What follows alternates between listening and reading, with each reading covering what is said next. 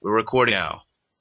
We're gonna have to do this in 15-minute bursts, but anyway, please go ahead. Hello and welcome. Please give a round of applause, even though I won't be able to hear it, to my esteemed colleague, Milan Jeftic, 1992.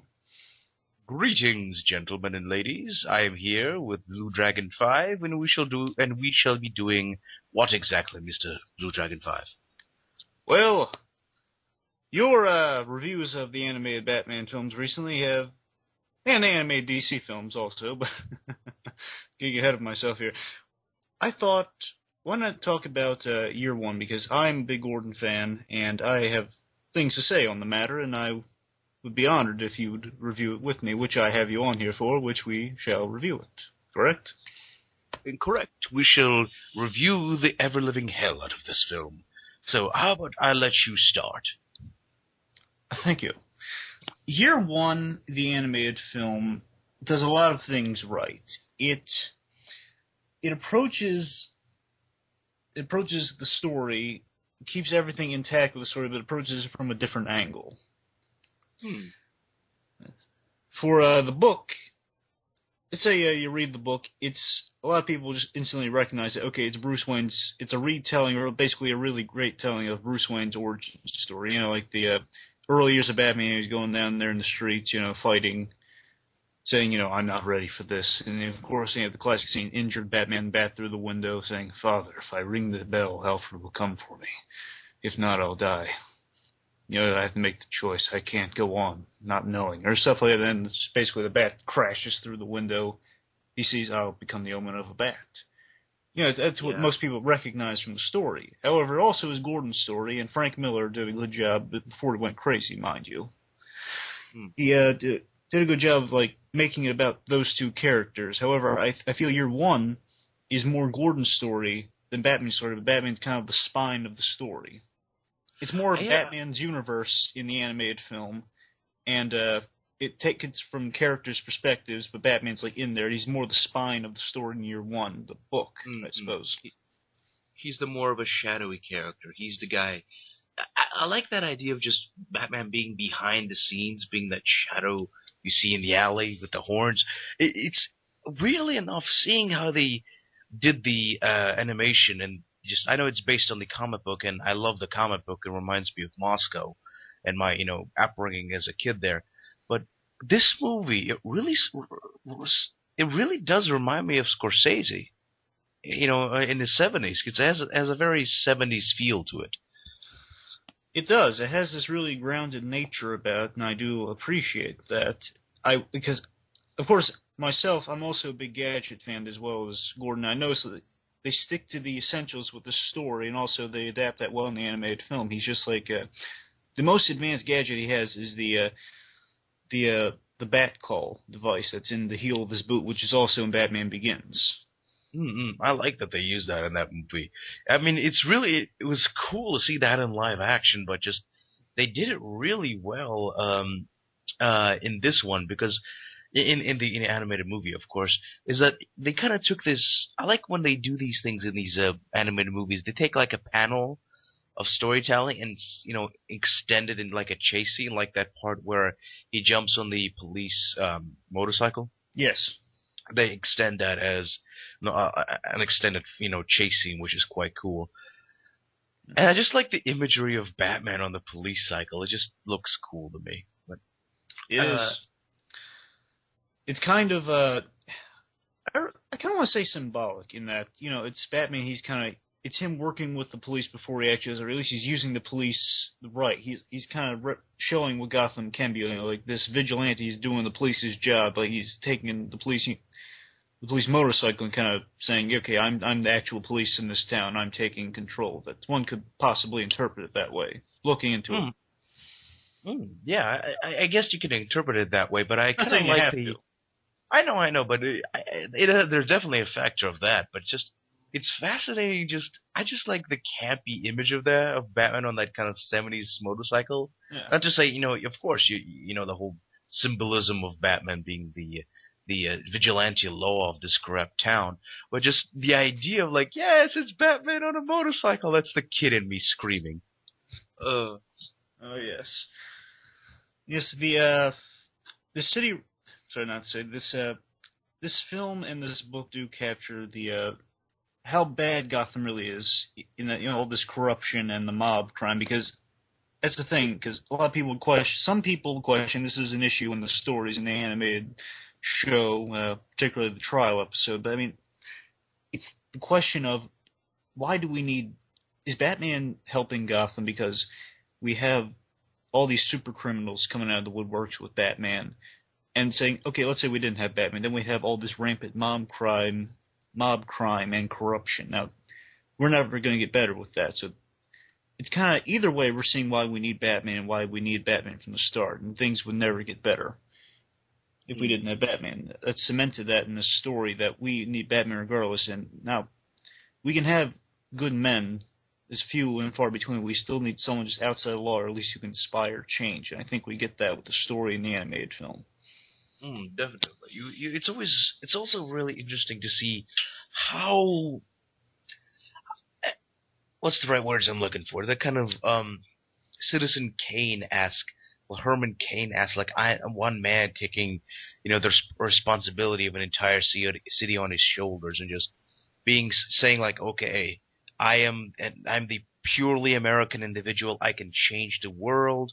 I can do all this shit. But it's just, I like the fact that yes, when you mentioned before, Batman isn't really in the forefront of the story. Sure, he does show up and he has some really interesting, cool moments, but I always like this depiction of Batman. Not to say I don't like the Bat God depiction of Batman, just the Batman that just knows everything and has all the technology in the world. But I kind of like this kind of urban commando version of Batman, where you kind of have that almost overwhelmed military man style of situation, where it's just like he's overwhelmed, he's overgunned, ungunned. What's the word? Well, he has no weapons exactly, and you just see him take down an entire SWAT team. A trigger-happy SWAT team at that, Yeah. with using his brains. And I like characters like that who are incredibly capable men.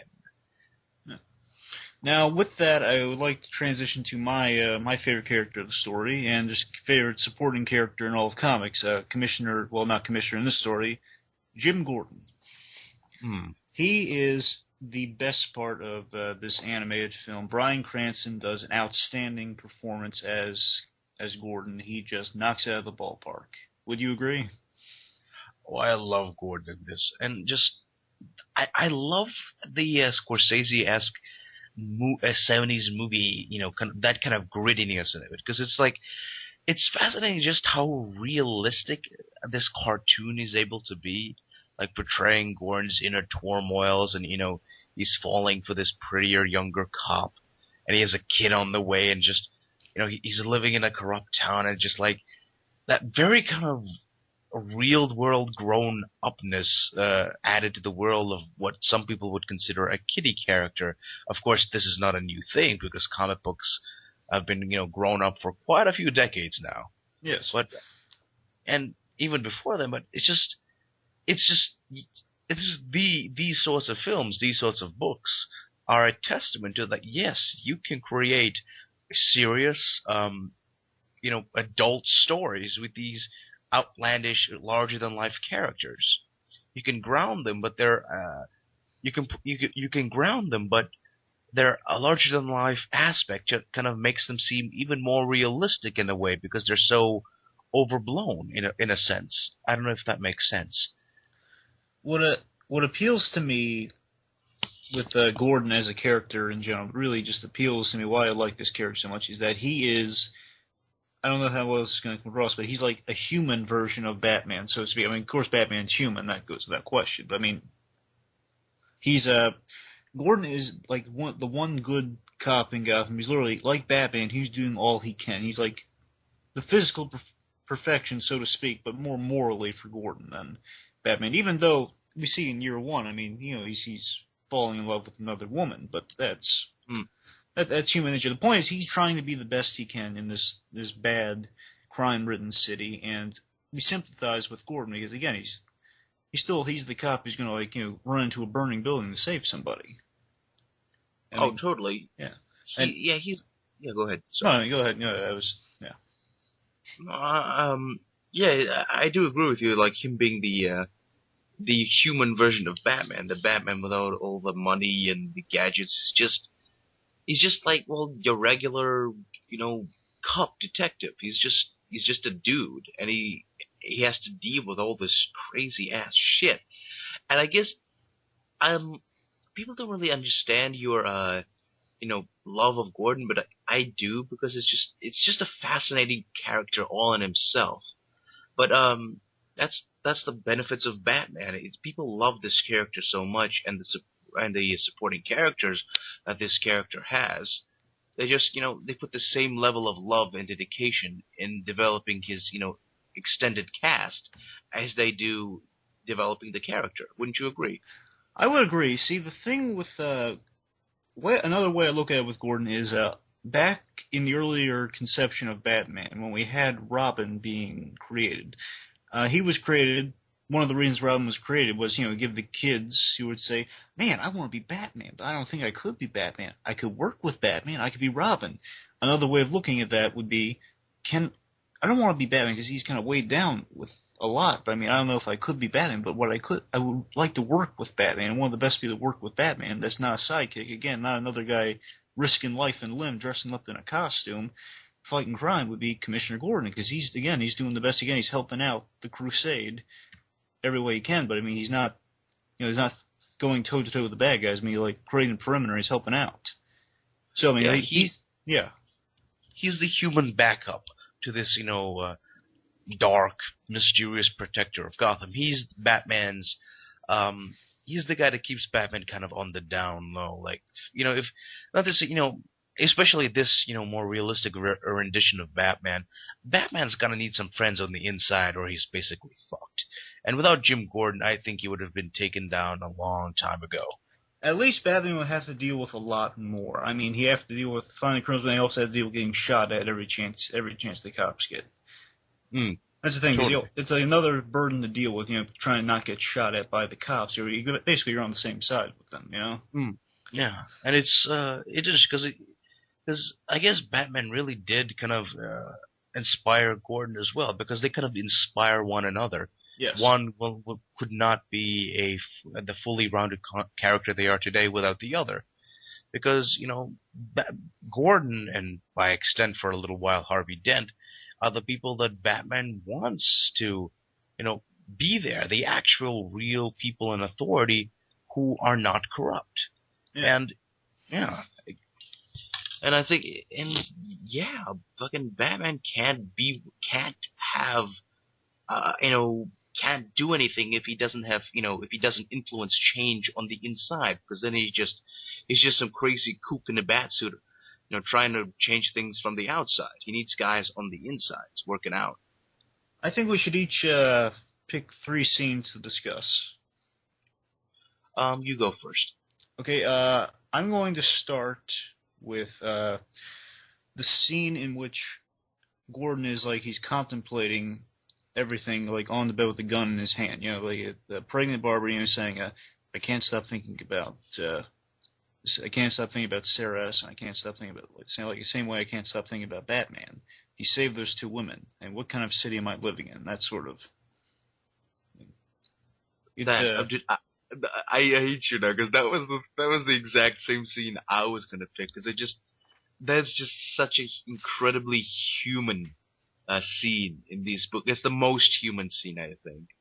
I completely agree. That's my favorite scene in the book and in the movie, because it's just like he has his pregnant wife laying next to him, and he's like in these boxer shorts, like it's like early in the morning. Well, it's nighttime basically. And he's like, I don't know what the fuck to do. Yes. I think that's another key point that some people could relate to Gordon with.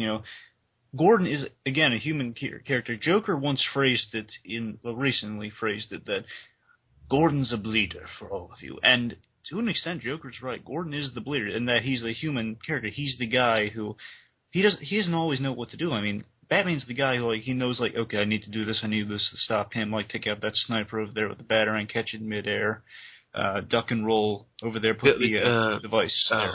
Hold on. We're running. Okay, hold on. There we go. Sorry, you were saying? Yes. Again, Gordon. Yeah, Joker was kind of right about Gordon being a bleeder in that. Yeah, he's a really he's a human character who's not always going to know what to do, but you're with him in that. Okay, I've been in this position before. I wonder what he's going to do to get out of this situation. I think it's a really good part of writing on Frank Miller's part with Gordon. It's stuck to him since then. It's a good piece Definitely. of character development for Gordon there. Yeah, because he's basically he's the human aspect that keeps all. I guess he sort of like Robin. He keeps Batman honest. Yeah. Yeah, because it just like with Batman, I believe that Batman is crazy. People say he's not crazy. He's just whatever. But you gotta have some sort of madness to run around the city in a bat suit. But I guess that just depends on how much money and training you have. But Crazy or not, Batman's not all there. We can agree on that. Something's yeah, missing in Batman that he just hasn't regained. And many can interpret that as crazy. Many can interpret that as just really, really driven. Whichever point is, Batman's not fully there, and he's not a fully whole person. That's a problem for him. it's a controlled man. Yeah, it's a controlled madness he has. Yeah. And characters like Gordon, well, like Robin, Alfred, and mostly Gordon. Yes. Well, all those three characters, are basically his human anchors that keep him from flying off, and becoming the Punisher, basically. Yes. Just saying, fuck it, I'm gonna go around with a gun, blowing these motherfuckers away. I would argue that I'd state, I guess, I would state that Alfred keeps Bruce Wayne's human side to him. That Robin keeps whatever likeness Batman has, like the control in front of, like basically the control so it doesn't go off the deep end when interrogating people or, just like threatening or fighting people. And then Gordon is the morality of Batman, like the kind of the not crossing the line, even though, again, Robin would just be like how he acts when he's, going out as Batman, like how ferocious he would get. I'm saying, yeah, Gordon is like the morality, just the standing, like how Batman, if he crossed the line, if he's like going against Gordon full on, he's crossed the line because Gordon's like the most honest cop in Gotham. Yeah. Yeah. And yeah, so basically, Alfred is his humanity. Robin is his Control, maybe. connection to the people, I suppose. The ability to pull back in times of extreme violence. That sounds like better. that. And Gordon is like his professional good side. Gordon is the guy that makes sure, like, okay, I'm gonna look away at this, but you gotta, if you cross the line, I will have to chase you. And if you guys remember that episode, I don't know if you've seen it. It's the one where Batgirl. I'm gonna spoil. By the way, I'm gonna spoil this episode. So warning. It's in the Batman animated series, New Adventures, or whatever the freak they were called. Basically, it's one where Batgirl dies, supposedly. Over the edge. And over the edge, yes. And basically, Gordon turns out to be Batman's most, greatest enemy, even greater than the Joker. He's basically hits Batman where it hurts, and basically ends the legend of the Bat. Because I do still believe that Gordon knows who Batman is, or at least he has a really good idea.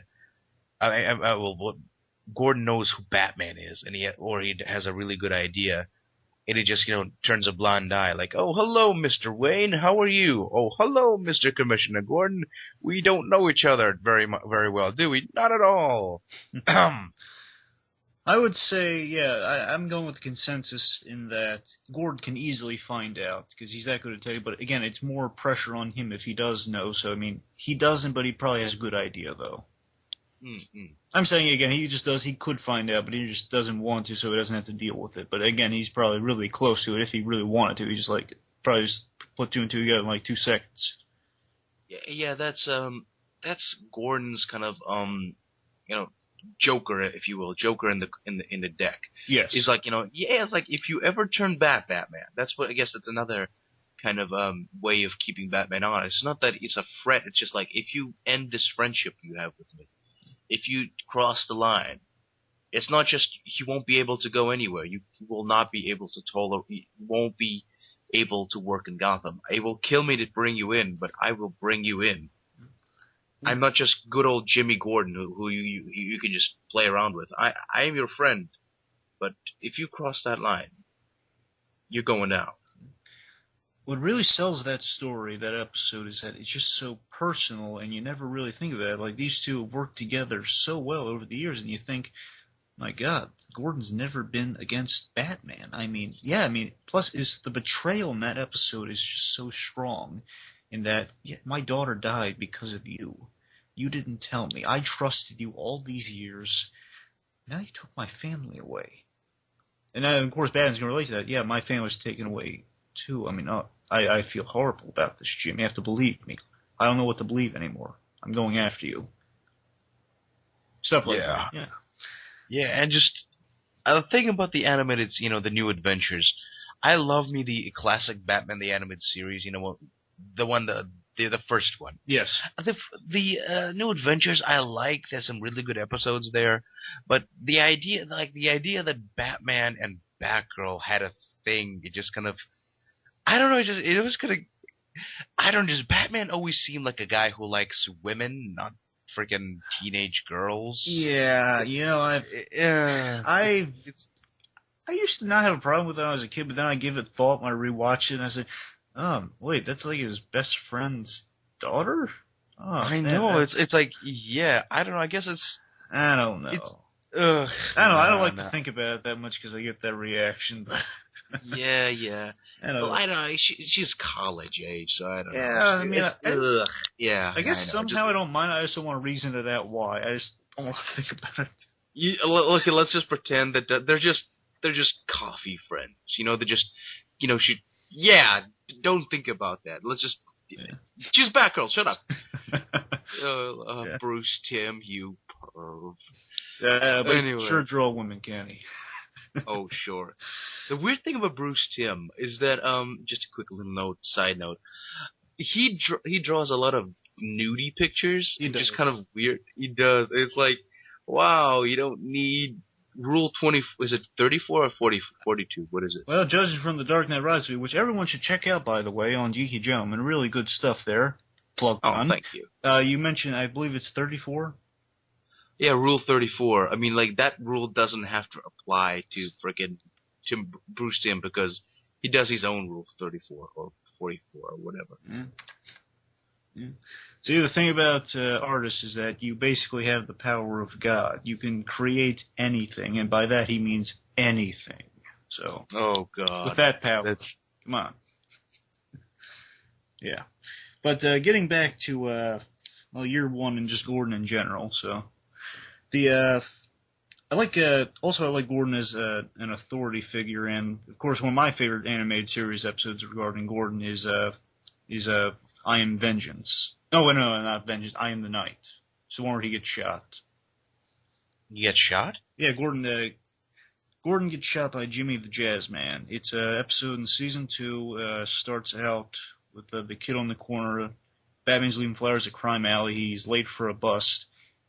He takes down Jimmy the Jazz Man. However, his Tommy gun has hit Gordon, and there's this really moving shot in which, Harvey Bullock saying, "Yeah, we got him, man.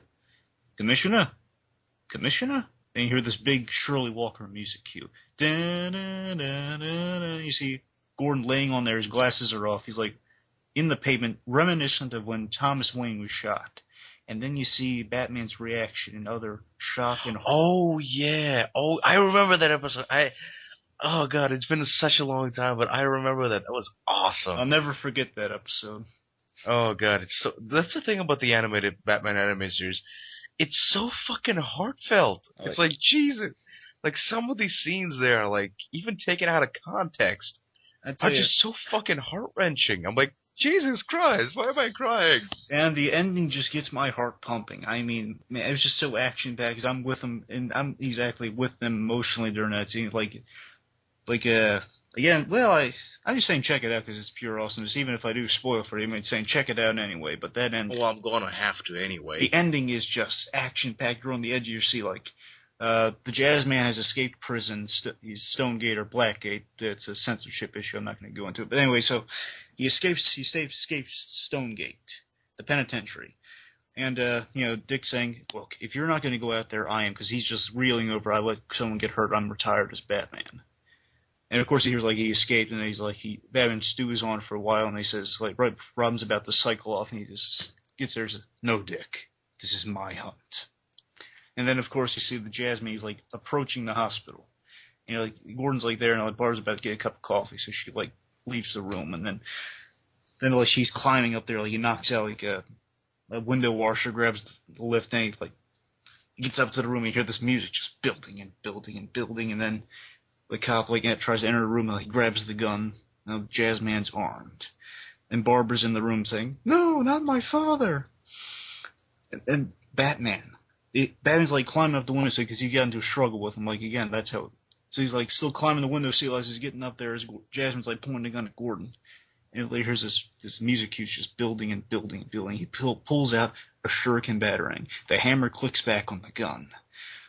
The bullets the hammer clicks back, and then Batman throws the shuriken batarang. The music's building and building, and it jams the gun right in the nick of time. And it goes off while the shuriken's in there, blast the Jazzman's hand.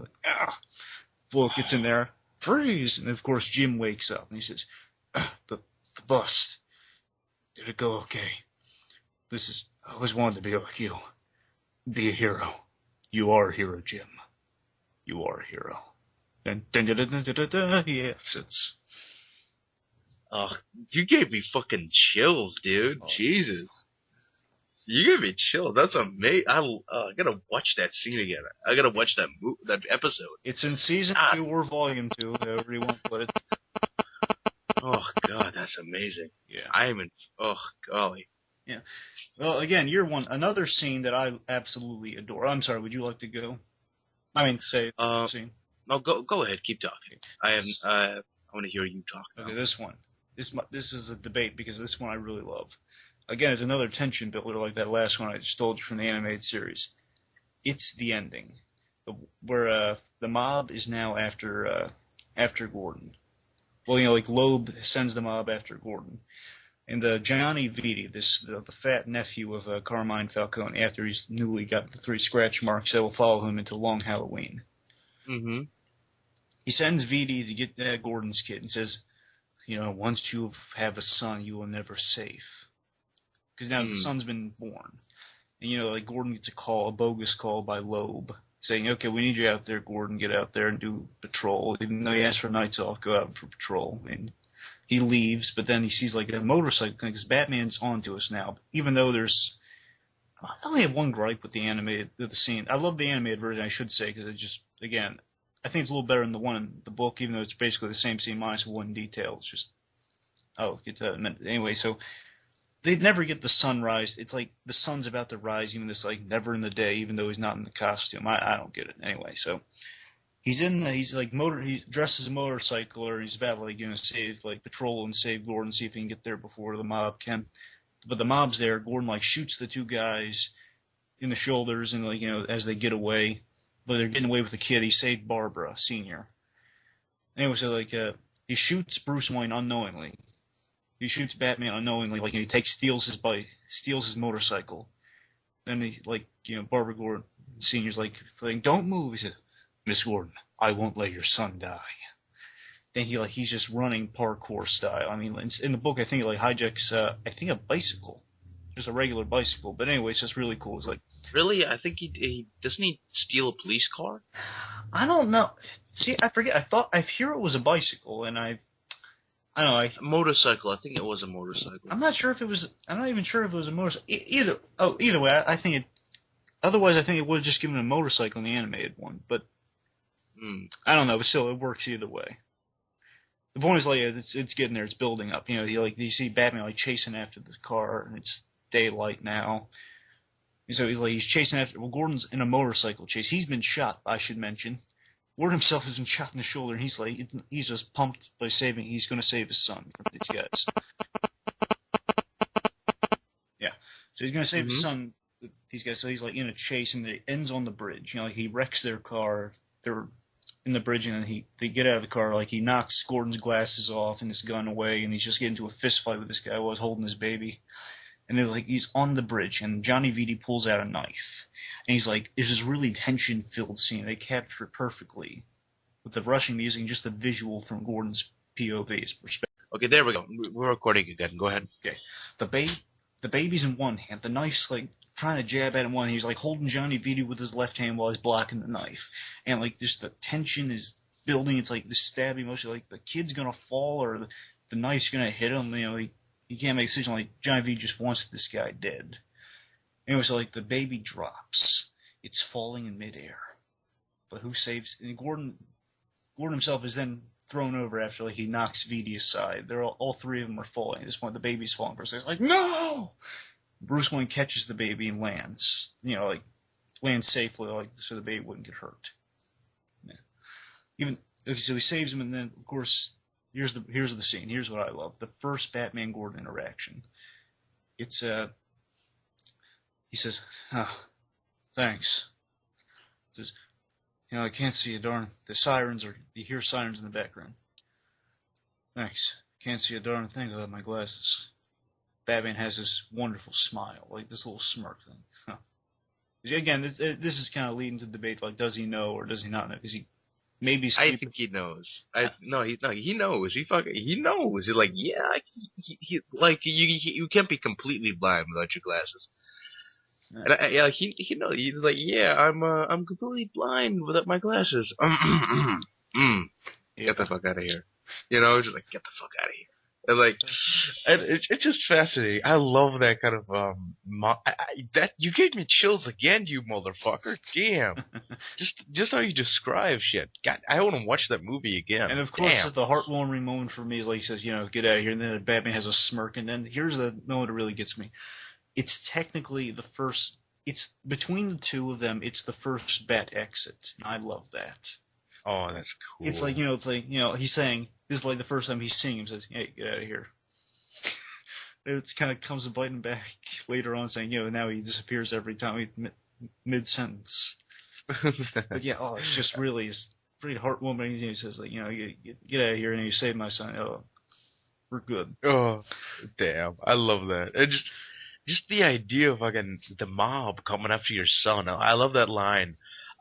When a man becomes a father, he's never free. Yeah. I love that. That's just like, that's oh shit. And when that big fat mobster guy, Johnny V, the nephew, Johnny V, when he's like, he leans over to to hear what his uncle has to say, and then that smile spreads across his face when he hears that line. Oh yeah. Oh fuck. Gee. You know what he reminded me of? A little bit of like, and I guess Luca Brasi?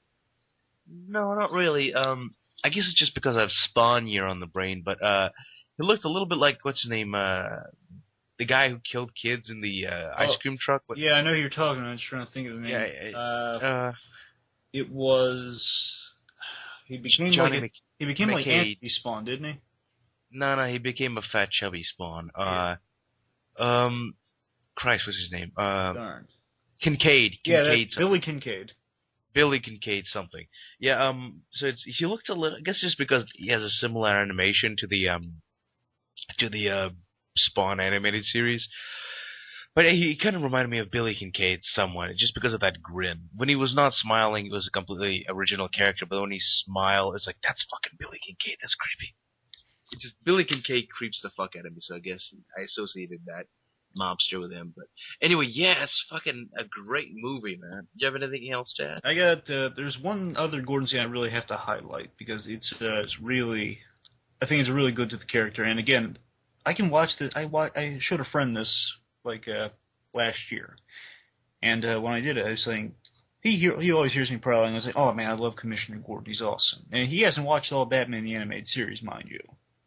He's barely seen Batman the Animated Series. I've shown him a little bit, and not many Gordon stuff, but here's the thing. I show him this for the first time, and he's on board with me, saying, oh my god, yeah, this guy's great. It's just a really good film to show people if you want to get them on board for Commissioner Gordon, just like an introductory to Batman and the story. I think it's a good introductory. Anyway, the scene I'm getting with next is it's the scene where Gordon takes down Flass. Oh yeah, that was great. Would you like to start this one? Oh god. Basically, this prelude this scene. basically Commissioner Loeb, he's like talking to Flass, and he's like, well, Jimmy's a little bit too honest to fit in Gotham PD, if you know what I'm saying. Basically, go follow him home with a bunch of the boys and teach him a lesson to, you know, not be too verbose when bribes are concerned, and to basically shut him up, teach him a lesson not to spill his guts to Eternal Affairs. Yeah. Basically, he drives home, and well, he gets to the car park, Yeah, the parking garage. and basically, he's surrounded by a bunch of guys with baseball bats and masks. balaclavas. Balaclavas, that's what they're called, like the masks. Okay. And he's like, I like just how fucking, it was suggested that Gordon had military training because he's a Green Beret. veteran. Oh, Green Beret, yeah. So you could. He's like, I haven't fought like in quite a long time, but I'm sure I can take him down. And he puts up a good fight, but eventually, it's like 5 guys against 1, and he just gets the ever living shit kicked out of him. And he's that line. Then again, it's been a while. Yeah, but in the book, I like that they don't cripple me. They just hurt me enough so I get the point. And then to get revenge. Well, not revenge, but to prove his own point. He follows Flass like a month or so later. Well, no, a few days later. Or is it a day later? Well, I think it's in the same. It's the same night, but the important thing is he follows Flass because he threatens Barbara. Ah, right. So he in the same night he follows Flass. He was at a poker game, and basically Flass is he's kind of drunk. Yeah. He's driving home back, in the snow, and basically Gordon runs him off the road, and basically he kicks the ever-living shit out of him and leaves him naked in the snow, handcuffed. Yeah, and here's what gets me is that there's just such a build up to this. Like he's saying, Gordon instantly knows I'm gonna have to deal with this guy because he sees the kill in the street with the comb instead of a knife. If I'm going to take down another cop, I got to be more careful about it. I don't want what happened to Chicago to happen again. He's basically saying, you got to study his methods, got to study how he fights. Then he roughed up a crooked cop in Chicago. Yeah. Yeah, because, he did really, he more like rat him out, but I don't know, I don't know what happened myself, and I don't think many do. Anyway, so basically there's build up to this, and he's seeing Flass knock around some guys. He's been studying him, and of course he knows when he threatens Barbara, he's gone too far. And you just see Gordon methodically waiting, he's beaten up. He's just waiting for him to get out of that house and to start the car. Get moving. He's slowly tails him. Just rams into a tree, and then he hears this great shot. It's the headlights are on, he's out of the car. Gordon, you see the great Gordon silhouette with the mustache and the glasses. And the little cracked glasses, too, to show that he's been through heck, Gordon. He has the gun pointed as he's walking. But Gordon, no. He's going to do much more than that. What he does is he arms Flass with the bat, the same bat that he beat him with. And he puts his gun away.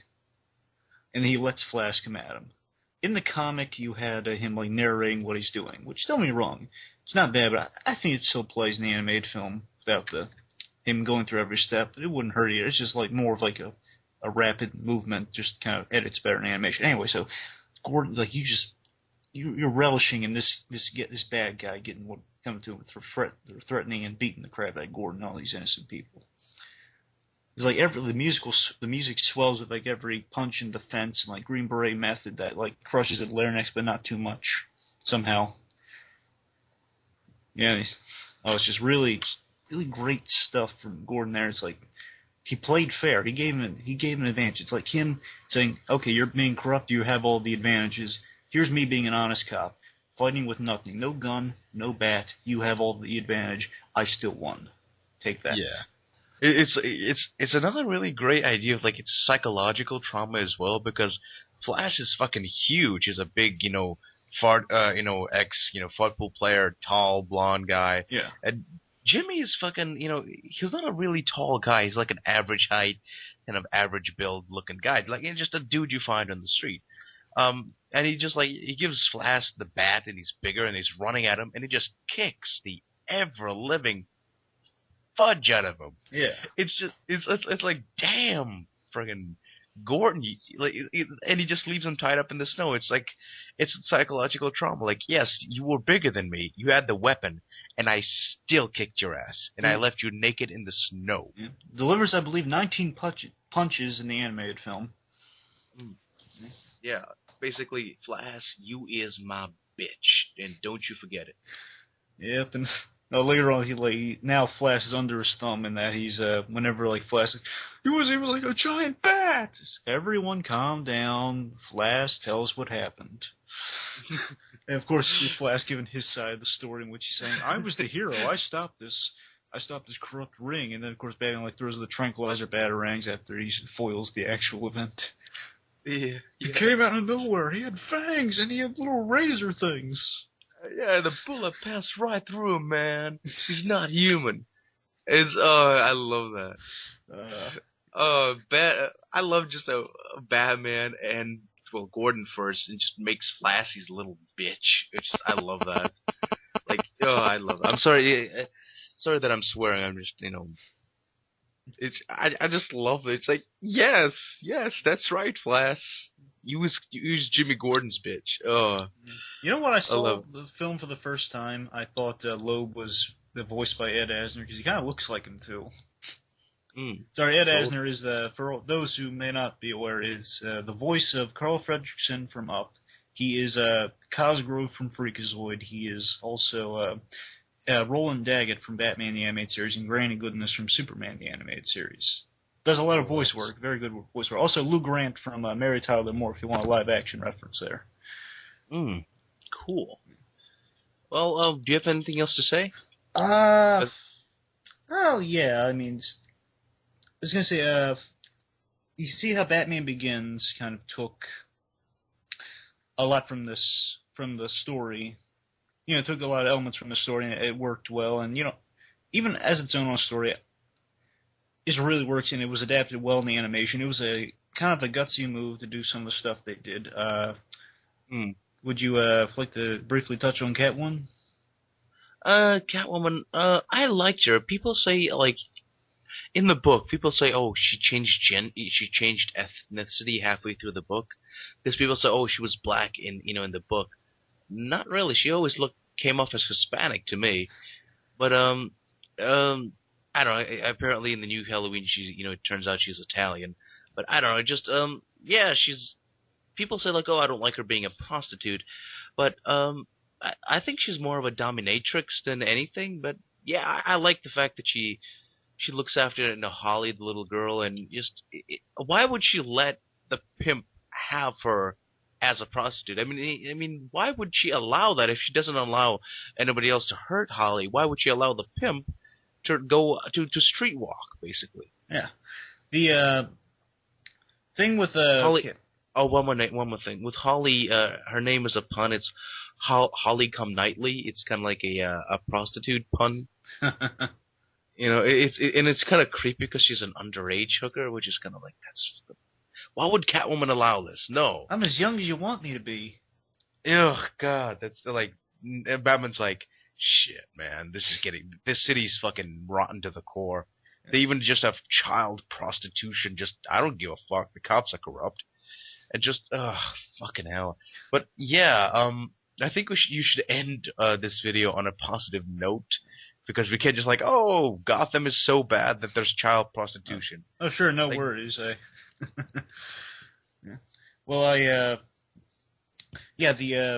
want to say my kind of version of Gotham is a little cleaner. If I ever had to write Batman or just think of Batman, really, if you ask me, they're around, but we're really not vocal about it. All the prostitution and stuff. At least now in Gotham's been cleaned up since the early corruption days. I'm saying maybe there's a little less prostitution. At least it's a strip club, like nothing else.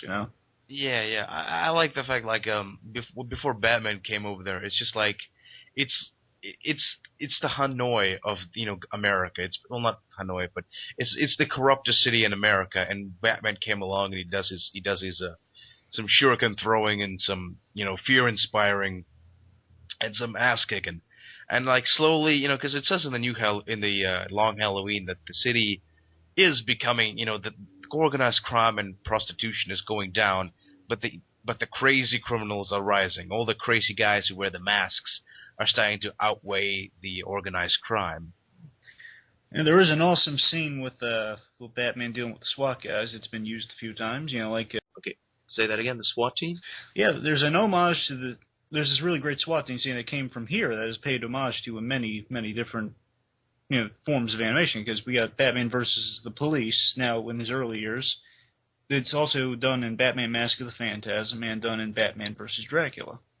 Also in the live action movies too, especially the Nolan ones. Sure. I think the best example is the Dark Knight Return. Well, the Dark Knight, not the Dark Knight Return. Yeah. The Dark Knight, the one with Heath Ledger. Yes. Just the way he takes down. That's an excellent Batman is a badass moment. It is. I just like the methodical way he just takes them all down. Just really clever way. I think the setup is brilliant for that, I gotta say. Oh, yeah. In that, of course, Gordon is saying, I have to save Dent. He has 2 minutes. He goes down there, he finds out, the Joker's done this brilliant thing in which he switched the cops and the hostages together. Yeah, the hostage. The clowns, the hostages. The doctors. Yeah. And everybody knows this scene, and that's such a clever friggin' way of doing these things.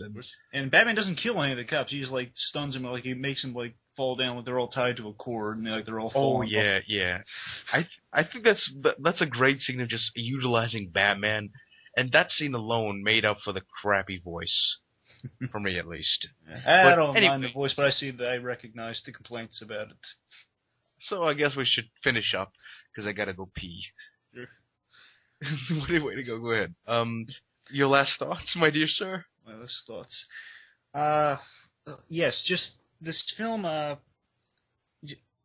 anime film is really great. I think some people would say it's a little too cleaned up, and they should have gone completely book for book, page for page, include the smoking and such. But really, I'll admit, it was kind of Gordon has had a problem with smoking in the past, which he got no, but he still does it when he's stressed out and stuff. I'm saying they kind of cleaned it up for animation.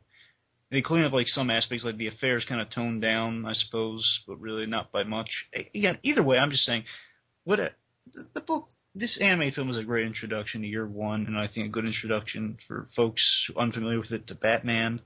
I think it's just a good adaptation on the DC side of things. I will admit Ben McKenzie's Batman, not thrilling, but I don't hate it like a lot of other people. I will say Bryan Cranston is phenomenal, and he should be Commissioner Gordon the best thing about Bryan Cranston, even if he does get older, that works perfectly for Gordon. So he needs to be Gordon in either next live action or animated Batman. I don't care, especially live action. He's earned it with this film. I completely agree. Well, goodness, what was I going to say? Batman's voice in this, people are complaining about it, but I thought I wouldn't like it because from what I heard people say about it, but I really like it actually. I like the kind of waspy, cold intelligence of it, and just having the foresight of the Dark Knight Returns Part 1 and 2, just seeing what he will become. I love the voice. I don't care what anybody says. So yeah. I think it's. He doesn't talk much in the story, so I think it works fine. Plus Bruce Wayne, I think, is great. Yeah, definitely. Well, anyway, this has been Milan Jeftic 1992 here on Blue Dragon 5's channel, and please end us out, good sir. One last thing, should we rate it out of 5? Oh, sure. Your rating? I rate this. I'm going to rate it a 5 out of 5. Same here. 5 out of 5 for me as well. Hey. Well.